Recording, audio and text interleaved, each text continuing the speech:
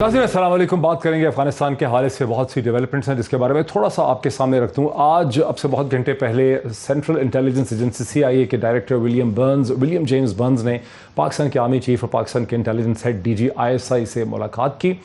ताहम ये क्लियर नहीं है कि प्राइम मिनिस्टर पाकिस्तान से भी कोई ऐसी मुलाकात उनकी हो पाएगी। मार्च में जब CIA के डायरेक्टर यहाँ पर आए तो प्राइम मिनिस्टर से बहुत कोशिश की गई मिलने की, लेकिन प्राइम मिनिस्टर पाकिस्तान इमरान खान ने CIA के डायरेक्टर से मिलने से इनकार कर दिया था। अब से चंद दिन पहले CIA के डायरेक्टर ने मुल्ला अब्दुल गनी बरादर, जो कि अब डिप्टी प्राइम मिनिस्टर बन चुके हैं, वर्चुअल वही प्राइम मिनिस्टर हैं बिकॉज एहसन अखुनज़ादा जो हैं उनके बारे में बताया जाता है कि वो बीमार हैं, वो मतलब वर्चुअली एक सिम्बॉलिक हैं और असल में मुल्ला अब्दुल गनी बरादर ही जो है इफेक्टिवली प्राइम मिनिस्टर होंगे। उनसे भी विलियम जेम्स बर्न्स ने मुलाकात की थी। आज की मुलाकात की अहमियत क्या है इस हवाले से भी हम समझना चाहेंगे। इससे पहले एक तांता बना हुआ है गुज़िश्ता 15 दिन में मगरबी वेस्टर्न कंट्रीज़ के फॉरेन मिनिस्टर्स का। इस वक्त तो खैर कतर के फॉरेन मिनिस्टर जो हैं और जो डिप्टी प्राइम मिनिस्टर भी हैं वो इस्लामाबाद में हैं, लेकिन इससे पहले बरतानिया के, इटली के और जर्मनी के फॉरेन मिनिस्टर्स भी इस्लामाबाद आ चुके हैं। सो अब इस्लामाबाद एक फ़ोकस है अफ़गानिस्तान के हवाले से सुलह मशवरे का।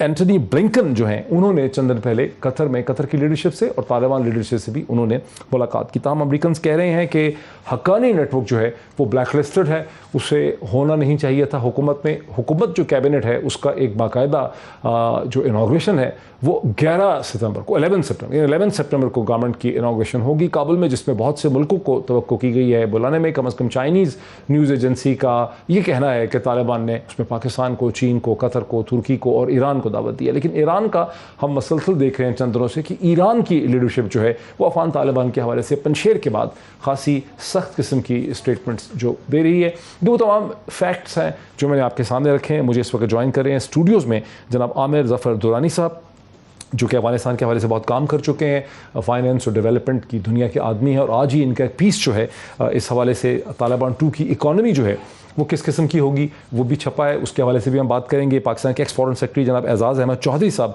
मुझे एक वीडियो लिंक के जरिए ज्वाइन करें। Very warm welcome to him.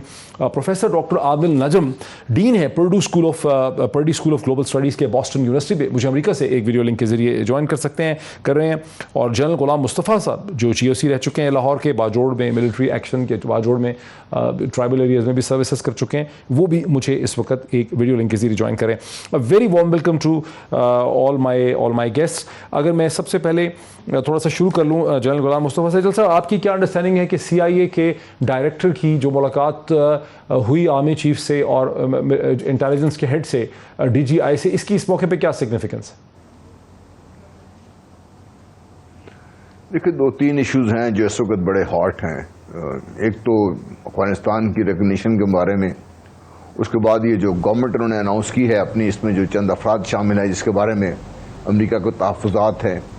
और ये मत भूलिए कि जेम्स बर्न जो हैं वो पहले इंडिया से होकर आए हैं पाकिस्तान, और जो इंडिया के जो इश्यूज़ हैं और रिलेटेड टू अफगानिस्तान, और क्या अमेरिका क्या चाहता है कि how does Pakistan help America in a way कि भारत को वहाँ पे दोबारा कोई स्पेस मिल सके।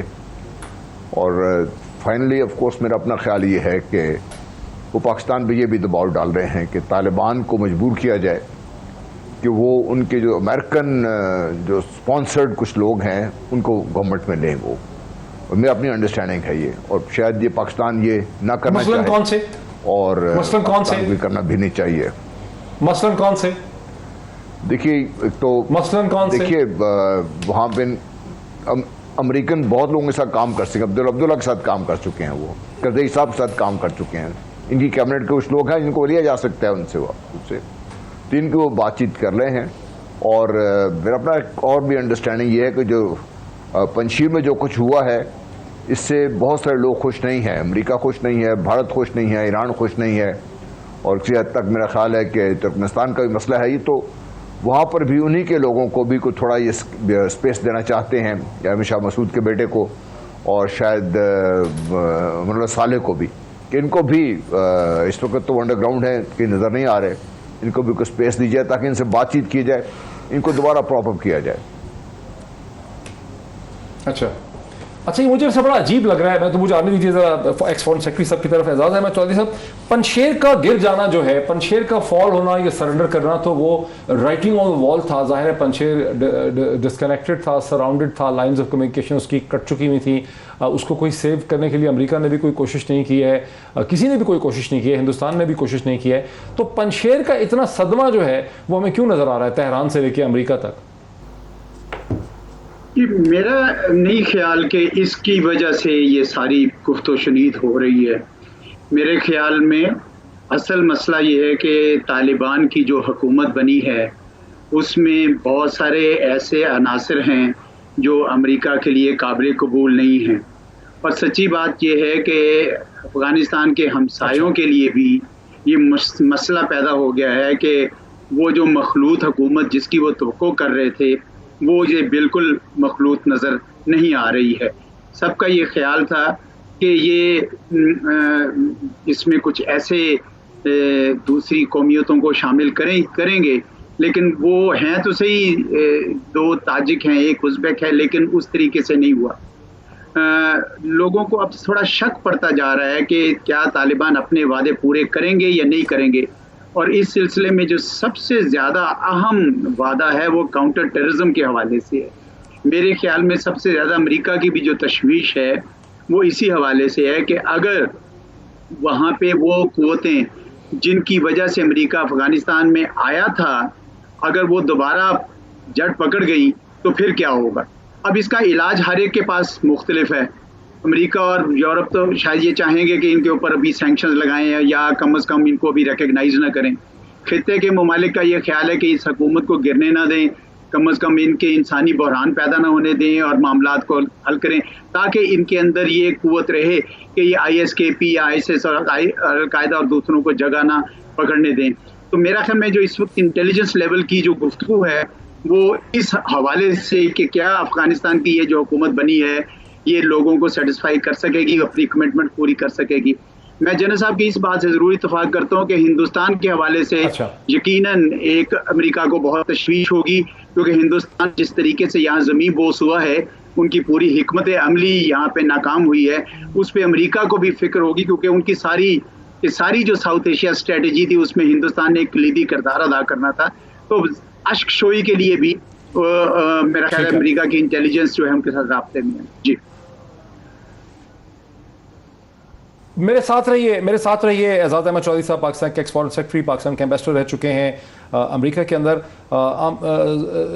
आमिर दुरानी साहब, आपका अफगानिस्तान का एक्सपोजर जो है 9/11 के बाद डेवलपमेंट के हवाले से भी रहा, अफगान लीडरशिप के साथ भी आपका बहुत इंटरेक्शन हुआ, वहाँ की ब्यूरोक्रेसी से, वहाँ की इंस्टीट्यूशन से हुआ। इस वक्त जो ये सूरत हाल है, चूँकि भाई हम एक्सेप्ट नहीं करते इस लीडरशिप को, अफगान तालिबान क्या बना सकते थे हुकूमत अपने मेन फाइटर क्लब के बगैर, यानी सराजुद्दीन हक्कानी और मुल्ला उमर के बेटे के बगैर वो बना भी पाते थे गवर्नमेंट? नहीं, देखिए, मेरा ज़ाती ख्याल ये है कि अभी हुकूमत बनी नहीं है। मैं थोड़ा सा कंट्रोवर्शियल व्यू इसमें ज़रूर रखूँगा, क्योंकि मैं जो जी वो तो उन्होंने भी कहा है कि ये एक इंटरिम सेटअप है। I think this is a wait and see setup, क्योंकि सिंपल सी बात यह है कि जिस तरह ये अभी नेगोशिएटिंग एलिमेंट जो आने वाला है वो ये आने वाला है कि जिस तरह इनकी हुकूमत में कुछ ऐसे लोग हैं, एलिमेंट्स हैं, जिनके बारे में दूसरे कमेंटेटर्स ने भी कहा कि ये वो लोग हैं जो कि पहले अभी किसी सैंक्शन में, कोई UN सैंक्शन में, कोई इसमें, कुछ उनमें से ऐसे लोग भी हैं जो कि हमें भी शायद ना, मुझे 52-53 के नाम सारों के याद नहीं, पर मुझे इतना नहीं, जो टोटल कैबिनेट की लिस्ट है वो 50 से ज़्यादा उन्होंने वो मिनिस्ट्री सारी। जी बिल्कुल, ये तो बड़ा मज़े का एक और आंसर है, उस पर कभी बात करेंगे। लेकिन कहने का ये मतलब है कि वो मेरे ख्याल में अपने लिए कुछ बार्गेनिंग चिप्स अपने हाथ में रख रहे हैं कि वो गिव एंड टेक के लिए, और आखिर जब हुकूमत बनेगी तो उसमें इंशाल्लाह मेरा ज़ाती ख्याल ये है कि there has to be a give and take. लेकिन एक और चीज़ जो हमें गौर से याद रखनी, एक्सपेक्ट करते हैं कि जो हुकूमत बनेगी उसमें ख़वातीन भी हो पाएंगी, कैबिनेट उनकी बनेगी? मेरा ज़ाती ख्याल है कि शायद हुकूमत में चंद ख़वातीन एजुकेशन के हवाले से, हेल्थ के हवाले से हो सकता है, एजुकेशन या हेल्थ में रख सकते हैं, और नहीं तो मेरे ख्याल में और बहुत सी मिनिस्ट्री हैं। मसलन एक है IDLG जिसको कहते हैं, जिसको हम अपने ये जो हमारी जिस तरह NRB बनी थी, तो उस तरह की एक मिनिस्ट्री पहले जिलानी भोपाल के हाथ में थी, तो इस तरह की कुछ मिनिस्ट्रियाँ हैं जहाँ पे कुछ साइंस की मिनिस्ट्री होगी, इस तरह की मेरे ख्याल में उसमें कुछ उम्मीद की जा सकती है। ठीक है, आदिल साहब, आप अमेरिका में बैठे हैं, वहाँ पे बड़े कंफर्टेबल तरीके से आप इस पूरी सिचुएशन को अमेरिकन लेंस और पर्सपेक्टिव से देख रहे हैं, वहाँ के मीडिया को आप देख रहे हैं। अमेरिका तो अब जाहिर है कि एग्रीमेंट करके यहां से गया है, इतना रोना पीटना, इतना सदमा, इतना दुखड़ा क्यों है? यार, यहां बैठ के तो कोई रोना पीटना नजर नहीं आता।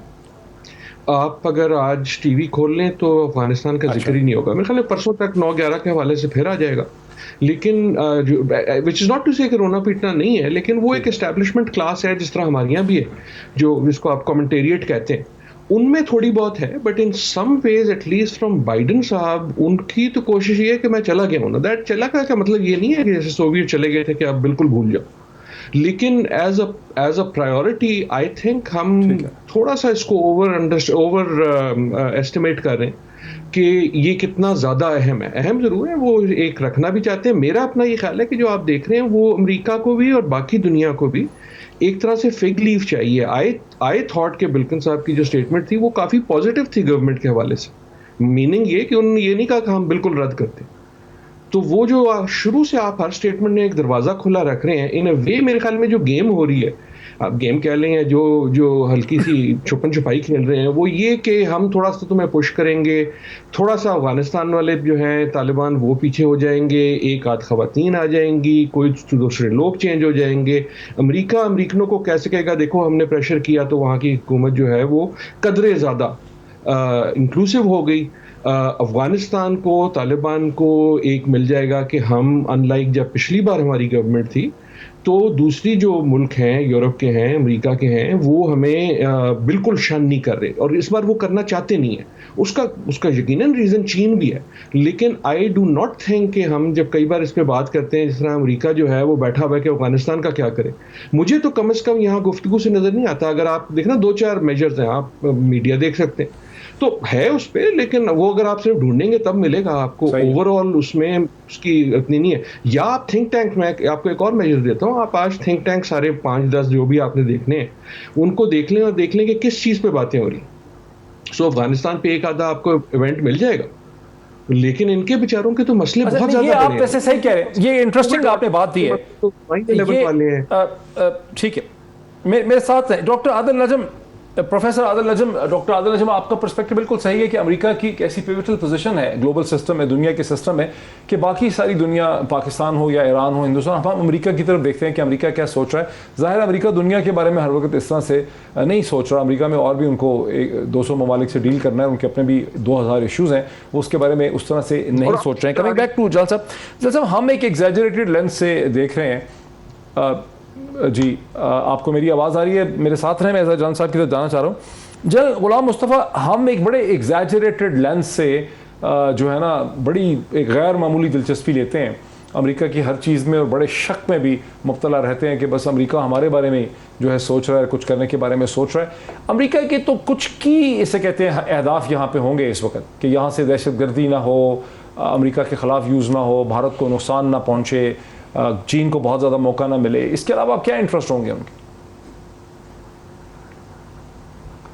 देखिए, हम भी बड़े सादा हैं, इस एक सुराख से बार बार डसे जाने का हमें भी शौक है बहुत। अनफॉर्चुनेटली पाकिस्तान के एक्सपीरियंस अमेरिका के लिहाज से बड़ा ज़्यादा पॉजिटिव नहीं है। और नंबर 2, कम से कम जितना मैंने स्टडी किया, हो सकता है मेरी स्टडी बड़ी लिमिटेड हो इस लिहाज से, कि अमेरिका का इस जोग्राफियाई खत्ते में जो इंटरेस्ट है वो स्ट्रेटजिक है और छोटा मोटा इंटरेस्ट नहीं है। वो नॉर्मल शायद उनके टीवी टॉक शो में बात ये नहीं कर रहे होंगे, but the policies are made somewhere else, unlike Pakistan जहाँ पे we depend on the TV talk shows और इस किस्म की अब बात करते हैं। वहाँ पे उनके पॉलिसी मेकिंग में जो सर पॉलिसी तो खैर टीवी टॉक शो में यहाँ भी नहीं बनती सर, इतना बड़ा इल्जाम ना लगाए सर। जल साहब, टीवी टॉक शो पे पॉलिसी यहाँ पर भी नहीं बनती। नहीं, वैसे मैं बात करूँ जस्ट इन लाइटर मोड। बात यह है कि अमेरिका के इस खिते में इंटरेस्ट है, और थोड़ा बहुत नहीं, काफी सारा इंटरेस्ट है, नंबर 1। नंबर 2, पंजशीर के गिरने से आपने पूछा ना कि रोना पीटना क्यों मचा हुआ है। Panjshir was supposed to be that wound due to continue to fester, और ये एक थॉर्न रखना चाहते थे वो लोग इसमें, इसलिए ईरान भी अपसेट है। नहीं, इसकी पॉसिबिलिटी थी कि ये चलता पंजशीर का ड्रामा। नहीं, देखिए ये चलता नहीं लगा। आपको याद हो कि पहले प्रोग्राम में मैंने कह दिया, देखिए मैं तो आपके जब पहले इस प्रोग्राम इस पे हमने किया था, I think about 2-3 weeks back, जब ये पंजशीर का भी शुरू भी नहीं हुआ, तो मैंने कहा था पंजशीर की बिल्ली तो तालिबान ने मारनी ही मारनी है, वो मार दी उन्होंने बिल्कुल बिल्ली। हम लोग जहां बैठे हुए थे, जो भारत का ख्याल था, जो और लोगों का ख्याल था कि that could be used at some point in time with, अगर अहमद मसूद को या उनके जो साथी हैं, जो नायब वज़ीर सदर थे उनको थोड़ी स्पेस मिल जाए ताकि किसी न किसी स्टेज पे ये एक रहे तालिबान के साइड के ऊपर। बहरहाल दैट इज़ वन इशू। जहाँ तक देखिए पाकिस्तान की अहमियत तो किसी से छुपे नहीं है, और जो पाकिस्तान की जो पिवटल रोल इस वक्त पे हो रहा है उसमें भी किसी को कोई शक शुबा नहीं रहा अभी इसमें। हम बार इसमें भूल जाते हैं कि there is something called one belt और वन रोड इनिशिएटिव, जो अमेरिका के डायरेक्टली वे ऑफ लाइफ को, तो मैं नहीं कहूँगा, जो उनका सिस्टम है उसको चैलेंज कर रही है।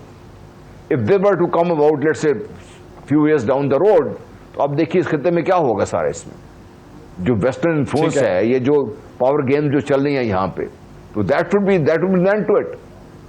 वो चीज किसी को मंजूर नहीं है इस वक्त कोई। ठीक है, अगर आप पावर गेम पे इतने बड़े प्लेयर हैं, जितना बड़ा अमेरिका है, स्टिल सुपर पावर, ये तो कभी अलाउ नहीं करेंगे कि उनको टोटली फ्री हैंड दे दिया जाए और ओपन फील्ड दे दें खेलने के लिए। अच्छा, अब जरा रुके इसमें। ये ठीक है कि मीडिया पॉलिसीज नहीं बना रहा पाकिस्तान के टीवी चैनल देख के दुनिया में कहीं पर भी, लेकिन एजाज अहमद चौधरी साहब, ये भी क्या मामला हुआ कि वीडियो गेम्स रिलीज हो गई, एक पुराना सोवियत जहाज गिरा के दिखा के उसकी वीडियो बना के ईरान और हिंदुस्तान में और अफगानिस्तान में मुजाहरे करा दिए गए कि पाकिस्तान की एयरफोर्स जो है वो पंशेर में इस्तेमाल हो गई है, PF के फाइटर जहाज वहाँ पर घुसे हुए थे। ये तो बड़ा मीडिया का परवर्स इन्फ्लुएंस नजर आया। ईरान ने भी स्टेटमेंट्स दे दी।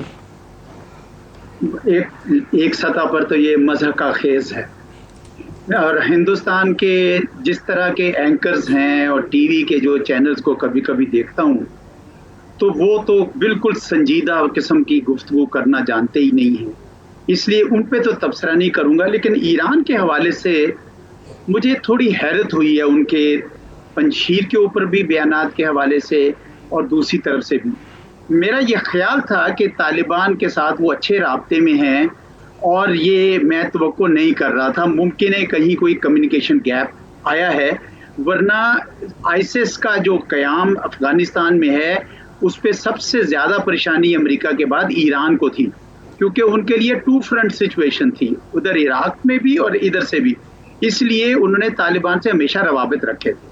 अच्छा, मैं इस सवाल, ये जनरल साहब ने जो बात की थी, अगर आप इजाज़त दें मैं उसको ज़रा थोड़ा सा खींचना चाहता हूँ, आगे बढ़ाना चाहता हूँ कि अमेरिका की इस वक्त सबसे बड़ा इंटरेस्ट आपके ख्याल में, हमारे ख्याल में ऐसा कीजिए, मुझे ब्रेक लेने दीजिए चौधरी साहब, एजाज साहब मुझे ब्रेक लेने दीजिए, ब्रेक के बाद मैं इसी पॉइंट से आपसे शुरू करता हूं, फिर मैं इकोनॉमिक सिचुएशन पे भी आना चाहता हूं, लेकिन ब्रेक के बाद आपके पास आता हूं पहले आफ्टर द ब्रेक। नाज़रीन, वेलकम बैक। मेरे पास अफगानिस्तान के इकोनॉमिक जो एस्पेक्ट्स हैं कि क्या अफगान तालिबान की हुकूमत को वाकई अमेरिका की इतनी ज़रूरत है, उस हवाले से बहुत ही इंटरेस्टिंग फैक्ट्स हैं जिसे हम डिस्कस करेंगे। लेकिन पहले मैं चलूंगा जनाब एजाज अहमद चौधरी साहब के पास, पाकिस्तान के एक्स फॉरेन सेक्रेटरी। चौधरी साहब, आप बात कर रहे थे ईरान के हवाले से कि आपको बहुत ताज्जुब हुआ, हैरानगी हुई कि ईरान का इतना शदीद रद्द-ए-अमल क्यों आया है अफगान तालिबान के खिलाफ। जी, मुझे ये लगता है कि कहीं कम्युनिकेशन गैप है किसी किस्म का, और क्योंकि ईरान का खिते के ममालिक के साथ चलना बहुत ज़रूरी है, और मुझे उम्मीद है और तवक्को करनी चाहिए कि हमारी हुकूमत और बाकी जो खिते के ममालिक हैं वो ईरान के इन मामलात को और इनकी रिजर्वेशंस को, तहफ़्फ़ुज़ात को ज़रा गौर से देखेंगे। लेकिन मैं ये कहना चाह रहा था कि इस वक्त बाइडन एडमिनिस्ट्रेशन का जो सबसे बड़ा प्री ऑक्यूपेशन है वो चीन के हवाले से, क्योंकि वो अब उनकी नेशनल सिक्योरिटी स्ट्रेटजी का एक हिस्सा है कि चीन को उभरते हुए चीन को रोकना है। इस सिलसिले में अफ़गानिस्तान एक पोटेंशियल लीवर के तौर पर इस्तेमाल हो सकता है, पाकिस्तान के अगेंस्ट भी और चाइना के अगेंस्ट भी, डिस्टर्बेंस करने के हवाले से भी।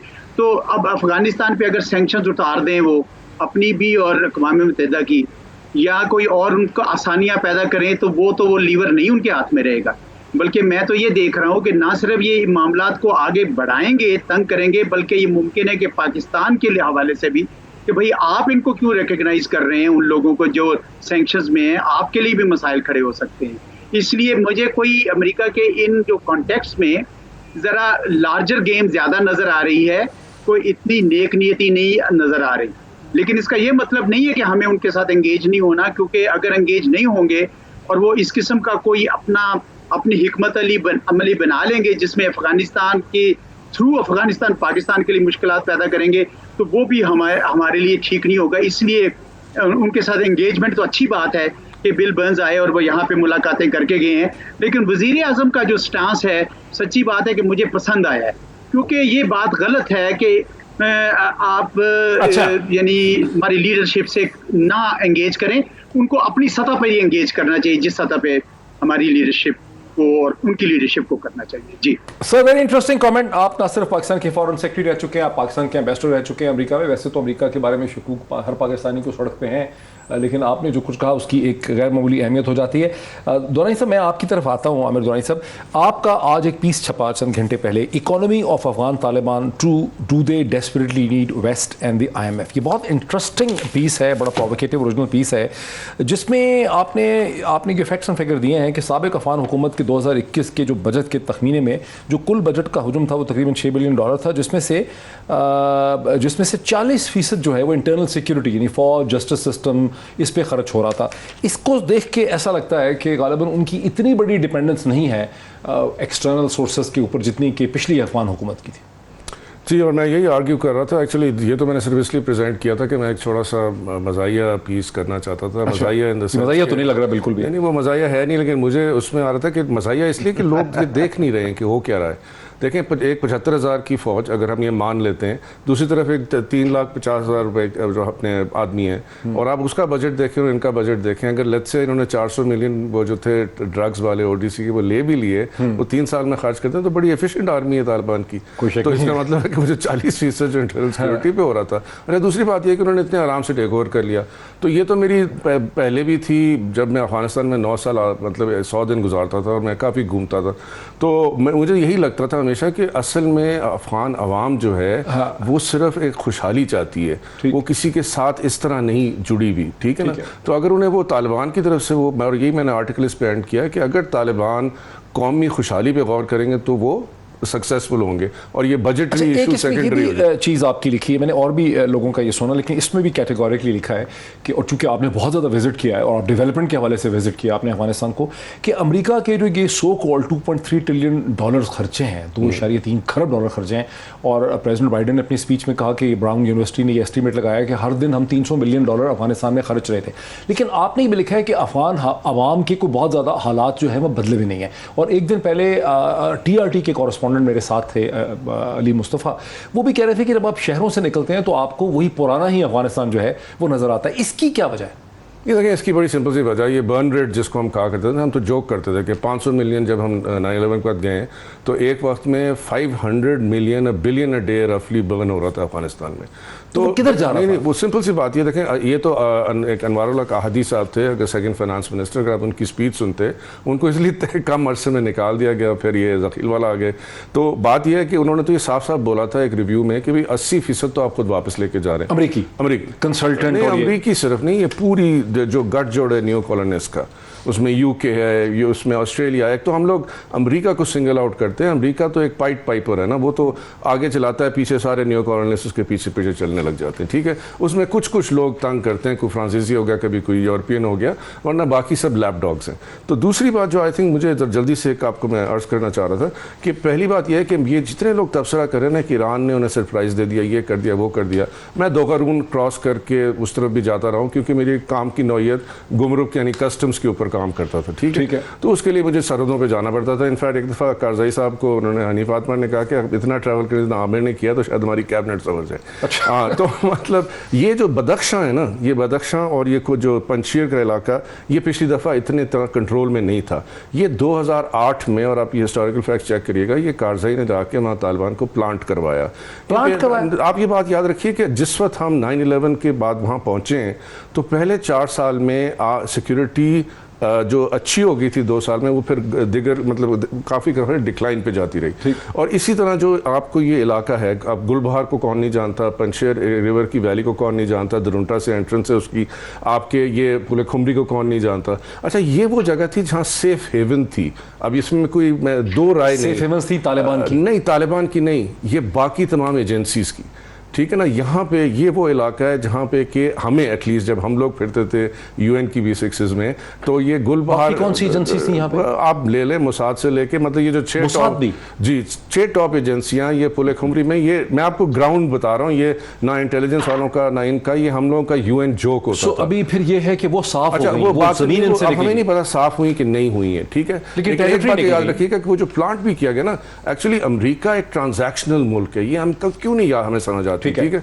तो दूसरी बात एक और उसमें यह है कि हमारी इंटेलिजेंस, और मेरे ख्याल में हमारे जो व्यूज़ हैं ईरान में क्या हो रहा है, यहाँ क्या हो रहा है, मैं तो रोज़ जो खबरें पढ़ता हूँ और अगर वो सही है और वाकई हमारे इंटेलिजेंस इदारे इस तरह सोचते हैं, तो मेरी ज़ाती ख्याल ये है कि हम ओवर कॉन्फिडेंस में अपनी इंटेलिजेंस खो रहे हैं, क्योंकि वो रिपोर्ट वो हो रहा है जो एक बंदा समझता है, वो नहीं जो कि कंसेंसस से इमर्ज होना चाहिए। This is the only difference जो अमेरिकन, जो जिस तरह आपने बताया वहाँ की एडवाइजरी, और आदिल ने इस बात को एल्यूड किया, और हमारी जो ओवर कॉन्फिडेंस है कि हम बहुत इंपॉर्टेंट। जल साहब, ये जो हमारी ओवर कॉन्फिडेंस है, इस पे आपका क्या रद्द-ए-अमल है, रिएक्शन? देखिए, एक तो दुरानी साहब जो कह रहे हैं ना, I am of the same view कि जो $2 ट्रिलियन है इसमें से 80% तो खुद वापस ही ले गए हैं। जो वेपन्स लेके आए थे वो थे जिनको उन्होंने डिस्ट्रॉय वैसे ही कर देना, थोड़े पीरियड ऑफ टाइम रिप्लेस होने वाले थे। इन एनी केस, एक over confidence may be the media के लिहाज से हो। जहाँ तक मेरा अपना व्यू है, Pakistan has to be very very careful, क्योंकि the game is not over yet. Game उस वक्त चलना शुरू होगी जब अफगानिस्तान में एक स्टेबल हुकूमत आए या फेयरली स्टेबल आ जाए और अफगानिस्तान एक रास्ते की तरफ चल पड़े। That is the day when I think Afghans भी और हम सबको अल्लाह का शुक्र अदा करना चाहिए। Till then I will keep my finger crossed. I am not one of दोस्त जो भाई और बोर्ड चला गया, ये अमेरिका को शिकस्त हो गई, तो अमेरिका कहीं नहीं जाता यहाँ से, नंबर 1। नंबर 2, इंटेलिजेंस एजेंसीज कभी नहीं निकलती किसी जगह से भी। Even now it will be the hotbed of all intelligence agencies and all be playing their own game. Intelligence agencies बदरूहों की तरह है, जो एक दफा कहीं घुस जाए वहां से फिर निकलती नहीं है। जी जी, जो निकलती नहीं है फिर वहां से निकलती नहीं है, उनको एक्सॉर्साइज करने की, कहते हैं ना कि आमिल बुला के निकालने की। जलसा साहब मेरे साथ है, एक मुश्किल सवाल है। प्रोफेसर आदिल नजम साहब, आप डीन हैं Purdue school of Global Studies के, आप फॉर्मर वाइस चांसलर रह चुके हैं लाहौर यूनिवर्सिटी मैनेजमेंट साइंसेज के, और आपके सदर जो हैं प्रेसिडेंट बाइडन, जो उनकी मैंने दोनों तकरीरें सुनी हैं जो पिछले चंद दिनों में उन्होंने की हैं। उन्होंने बड़े दुख से, जो बड़े गुस्से से उन्होंने तकरीर की थी, अपने क्रिटिक्स को उन्होंने बड़ा शटअप कॉल दी चंद दिन पहले। उसमें उन्होंने जिक्र किया था ब्राउन यूनिवर्सिटी का, जिससे आप वाकिफ हैं। उन्होंने कहा कि $300 मिलियन एक दिन का हम खर्च रहे थे। ब्राउन यूनिवर्सिटी ने एनालिसिस किया है कि $2.3 ट्रिलियन हमने खर्चे, और उसमें बड़े एक दुख की, तासुफ की थी, आवाज़ थी कि भी हमने इतना खर्चा कर दिया। लेकिन अभी आपने सुना है जनाब आमिर दुरानी साहब को, जिनसे आप वाकिफ़ हैं, मुझे अभी ब्रेक में पता चला है कि आप दोनों एक दूसरे को जानते भी हैं, एक ही यूनिवर्सिटी से भी आपका ताल्लुक रहा है किसी ज़माने में। तो ये कह रहे हैं, और ये अफगानिस्तान पे बहुत काम कर चुके हैं, और ये कह रहे हैं कि 80% तो ये सारी वेस्टर्न एजेंसीज, कंसल्टेंट, कॉन्ट्रैक्टर्स और डिपार्टमेंट डिफेंस वापस ले जाते थे। तो फिर इसका दुख क्यों है इतना इस पैसे का? ये तो घर ही चला गया। यार दो वजाहतें। पहले आमिर को ना सिर्फ मैं जानता हूँ बहुत बहुत करीबी तौर पे, हमने यूनिवर्सिटी लिटरली साथ गुजारी है। एंड दूसरा ये कि टेक्निकली मेरे सदर तो आरिफ अलवी हैं पासपोर्ट के हवाले से, लेकिन आपने कहा तो ठीक है। अच्छा जी, जो बात साहब की बात, आपने पासपोर्ट नहीं लिया सर, अभी तक 20 साल 40 साल गुजार दिए हैं वहाँ पे। टेक्निकलिटी की बात, हमारे का अपना टेक्निकली आजकल मेरे सदर वही है इस वक्त। लेकिन नहीं, आप क्या कोई SAPM बनना चाह रहे हैं पाकिस्तान में? नहीं, आपके इरादे हैं क्या? आप SAPM बनना चाह रहे हैं यहाँ पे? मेरा इरादा था आपके सवाल का जवाब देना है इसमें, लेकिन कमिंग टू द क्वेश्चन, अरे चले वो दे दें, चले जवाब मेरे ख्याल में दुख ही है उनको। दुख ही, देखें, यू आर एग्जैक्टली राइट। मेरे ख्याल में तो 80% भी मे बी अंडर एस्टिमेशन है। देखिए, जिस तरह से वो पैसा बहाया जा रहा था, अच्छा, एक basically to keep a very large force, जिसका आप तादाद देख लें, उसके खर्चे देख लें, वो ना सिर्फ पूरा का पूरा कॉन्सेंट्रेटेड था काबुल में और काबुल को संभालने में, और फिर इंटरनेशनल एजेंसीज भी यही कर रही थी, राइट। सो आपको ये, और ये हमें हर जगह नजर आता है। पाकिस्तान की तरफ भी जब वो बात करते हैं कि हमने इतने पैसे दे दिए, उतने पैसे दे दिए, तो उसमें ज्यादातर जो है वो तो बेल्टवे में रह जाते हैं। फिर जो है वो जो आपकी अदारे होते हैं, कंसल्टेंट होते हैं, इंटरनेशनल एजेंसीज होती हैं, उनके बजट्स में निकल जाते हैं। यूजुअली वो ह्यूमन में रह जाते हैं। अफसोस मेरे ख्याल में उनको ये नहीं है, सिर्फ पैसे का नहीं है। अफसोस असल ये है कि इन अ वे सुपर पावर के पास क्या चीज़ होती है? 3 चीज़ें होती हैं। सो कॉल्ड सुपर पावर के पास पैसा होता है, फौजी ताकत होती है और इल्म या एक नॉलेज होती है। अमेरिका ने तीनों चीजें जिस तरह अफगानिस्तान में अपनी तरफ से बहाई, उन्होंने कहीं और नहीं बहाई, और जब वो गिरी तो वो इस हैरत के साथ गिरी, ठा करके एकदम गिरी।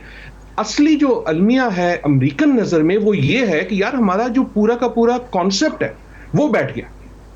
हमारा जो कॉन्सेप्ट नेशन बिल्डिंग का था, या we can buy our way into a society, या हम एक नई क्लास पैदा कर सकते हैं जो इसको उठा लेगी, वो जब गिरी तो इतनी जल्दी गिरी कि वो गनी साहब जहाज में बैठे और गायब हो गए। सो इन अ वे ये अमेरिका के लिए सवाल अफगानिस्तान से कहीं बड़ा है। मैं जब कहता हूं Afghanistan is not on their radar, it is because Afghanistan से कहीं बड़ा सवाल ये है कि यार हमारी जो सुपर पावर नेस है, हमारे जो इंस्ट्रूमेंट्स ऑफ पावर हैं, वो यहां हमें फेल होते हुए नजर आते हैं। इंस्ट्रूमेंट्स ऑफ पावर यही होते हैं ना, या पैसा होता है, या फौज होती है, या इल्म होता है, वो हमें यहां गिरते हुए नजर आते हैं। और आई वुड सेकंड जनरल साहब की बात, इसमें खुशी की तो किसी को भी बात नहीं होनी चाहिए। हर ये आपको जो कार्रवाई नजर आ रही है, ये खुशी से नहीं नजर आ रही है, तशवीश से नजर आ रही है। एक लास्ट जुमले की अगर इजाजत दें अमेरिका के हवाले से, मेरे ख्याल में पाकिस्तान के लिए अपॉर्चुनिटी है to make relations with America diplomatic again.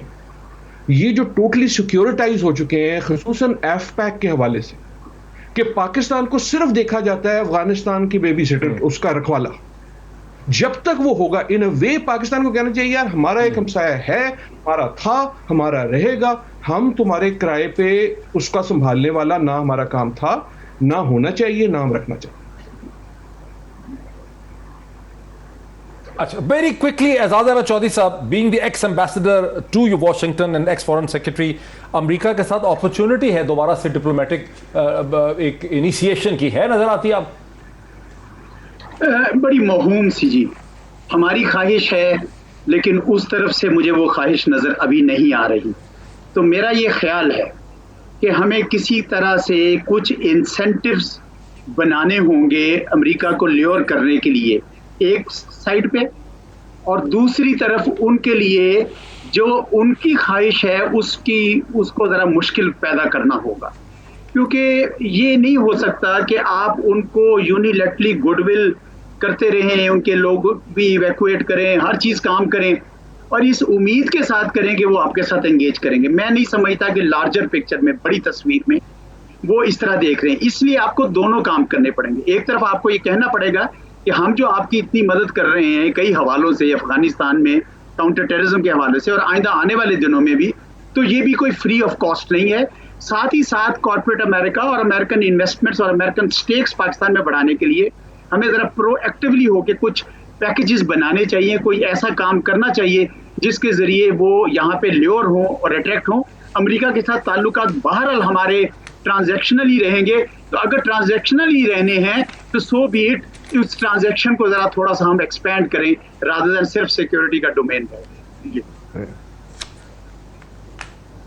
क्या हम कर भी पाएंगे, ये मैं लेके जाऊंगा सवाल जनाब आमिर दुरानी साहब की तरफ। एक ब्रेक के बाद इसी सवाल से बात को आगे बढ़ाते हैं आफ्टर द ब्रेक। नाज़रीन वेलकम बैक। वक्फे से पहले आपने सुना कि प्रोफेसर आदिल नजम ने बॉस्टन से ये कहा कि पाकिस्तान के पास एक बार फिर अपॉर्चुनिटी है कि अमेरिका के साथ एक डिप्लोमेटिक री एंगेजमेंट का यहाँ पर एक सिचुएशन बन सकती है rather than just a security relationship. लेकिन एजाज अहमद चौधरी साहब जो पाकिस्तान के एक्स फॉरेन सेक्रेटरी रह चुके हैं, अमेरिका में पाकिस्तान के एम्बेसडर रह चुके हैं, वो कहते हैं कि उनको अमेरिका की तरफ से कोई इतनी लंबी चौड़ी ख्वाहिश नजर नहीं आ रही और पाकिस्तान को अपने आप को अट्रैक्टिव बनाने के लिए कुछ पैकेजेस, कुछ चीज़ें जो हैं वो क्रिएट करनी होंगी। यहीं से बात को आगे शुरू करते हैं।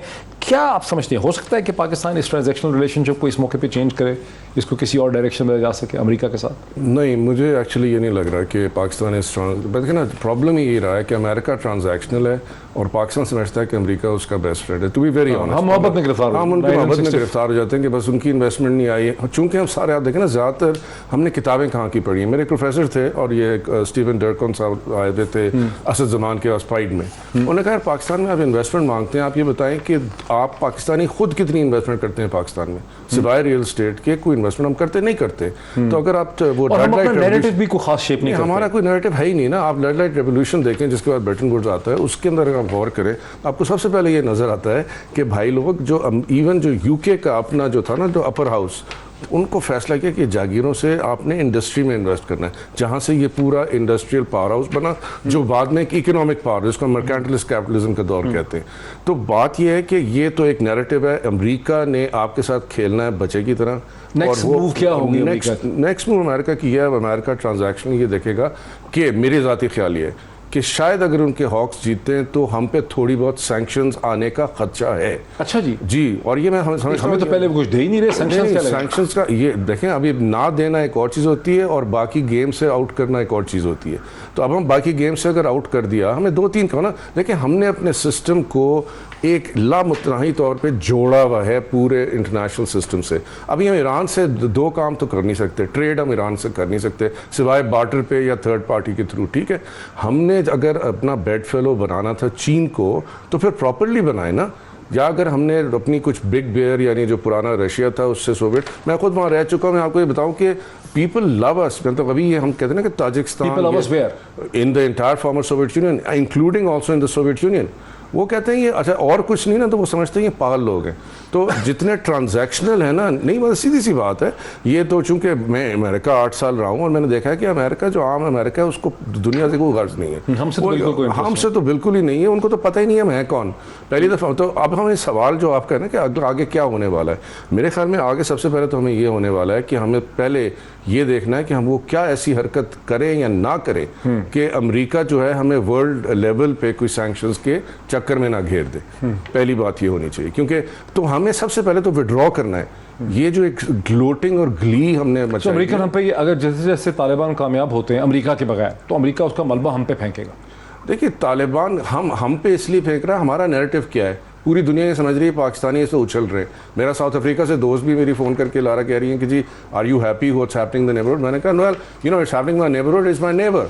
तो इस तरह के साथ पाकिस्तानी शादियाने बजा रहे हैं ना, ये नहीं बजाने चाहिए ना, और हिंदुस्तानी उसको कंडेम कर रहे हैं। देखिए मैं भी सरीना वहीं रह चुका हूँ, जब बॉम्बिंग हुई सरीना में वहाँ था। मैं आपको जो during the previous Afghan government, मैं इसको आपको एक नोट करना चाहता हूँ कि देखें हम लोग सारी ज़िंदगी अपनी, जब से हम पैदा हुए हैं ना पाकिस्तान, हम we draw power from people. हमारे पास एग्जर्ट करना पावर एक और चीज़ होती है। I think Adil alluded to that. जब आप एग्जर्ट करते हैं ना तो फिर आप सेल्फ कॉन्फिडेंट होते हैं, आप इधर उधर नहीं देखते कि मुझे देख रहा है नहीं देख रहा है नहीं देख रहा है। जब आपका ये एटीट्यूड बन जाए जो कि पाकिस्तान का होना चाहिए, मैं ये नहीं कह रहा कि हम इंपॉर्टेंट लोग नहीं है, मैं सिर्फ ये कह रहा हूँ अपनी इंपॉर्टेंस को बेच रहे हैं बाजार में। अच्छा, अब मेरे साथ रुकें, अब मुझे एहसास है एजाज चौधरी साहब कि आप एक किताब मेरे ख्याल लिख चुके हैं और वो पब्लिश होने वाली है, ये हो चुकी है पब्लिश, लेकिन एक जनरली मुझे ऐसा महसूस होता है कि पाकिस्तान के फॉरेन ऑफिस ने कभी कोई स्ट्रक्चर्ड तरीके से, यानी किसी ने ज़ाती कोशिश करके किसी रिटायर्ड जैसे बासित साहब ने किताब लिख दी है, स्ट्रक्चर्ड तरीके से पाकिस्तान फॉरेन ऑफिस ने कभी नहीं सोचा कि इंग्लिश में डिफरेंट ज़ुबानों के अंदर एक स्ट्रक्चर्ड इंस्टीट्यूशनल नैरेटिव देने की पाकिस्तान के लोगों को, दुनिया को ज़रूरत है। और वो कैसे, हमारे यहाँ तो अभी क्या हो रहा है कि एक ट्वीट कर दिया, तस्वीर लगा दी, कोई और मजाक उड़ा दिया, कभी अभिनंदन का मजाक उड़ा दिया, कभी किसी, उसी पे खुश हो गए सारे। अभी भी नैरेटिव शेपिंग इसी लेवल पे एग्जिस्ट करती है, structured well thought out narrative. हम कौन हैं, हम कहाँ खड़े हैं। अभी तक हम अंग्रेज़ों के 70 साल के जाने के बाद ये मामला ही नहीं सेटल हो रहा, हालांकि ये खित्ता ब्रिटिश एम्पायर का सिर्फ 90-95 बरस हिस्सा रहा था, उससे पहले ये हिस्सा था ही नहीं उसका, जिसको अब हम मॉडर्न इंडिया कहते हैं। इसकी अपनी एक हिस्ट्री है, लेकिन ये नैरेटिव आपको देना नहीं था सर फॉरेन ऑफिस में। जी, मेरा ये ख्याल है कि मैं बसद एहतराम इस राय से इत्तेफाक नहीं करता कि हमारा नैरेटिव नहीं है। मैं ये समझता हूँ कि अगर किसी का नैरेटिव अफ़गानिस्तान के हवाले से पिछले 20 साल में तवातर से, तसलसल से चला है और कामयाब हुआ है, तो वो पाकिस्तान का नैरेटिव था।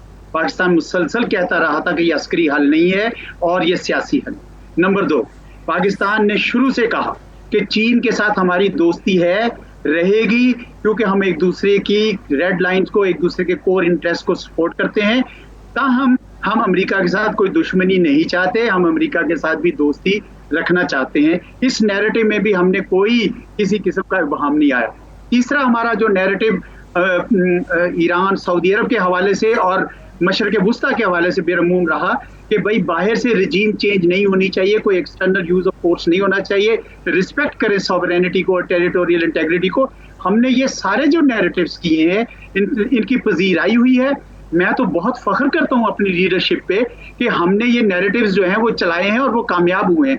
तो मैं बिल्कुल इत्तेफाक नहीं करता बसद एहतराम कि हमारा नैरेटिव जो है नहीं है। बहुत शुक्रिया एक्स फॉरेन सेक्रेटरी जनाब एजाज अहमद चौधरी साहब, कंग्रेचुलेशंस। और आपने बहुत अच्छा किया कि आपने किताब लिखी, इसीलिए मैंने उसका जिक्र भी कर दिया था। शिकायत मुझे ये कि और बहुत कैपेबल लोग थे जिनके पास बहुत अकाउंट था, जिनको बहुत कुछ पता था, उन्होंने इसको तहरीर भी नहीं लाए। अनफॉर्चुनेटली वक्त मेरा खत्म हो गया। मैं चाह रहा था कि दुरानी सबसे भी कुछ ले लूँ फाइनल वर्ड्स, लेकिन वक्त ही खत्म हो गया। प्रोड्यूसर मेरे कान में चीखें मार रहे हैं कि इसको बंद करें। बहुत शुक्रिया, आपने हमारी ये देखी। फिर आपसे इंशाल्लाह मुलाकात होती है। Thank you so much.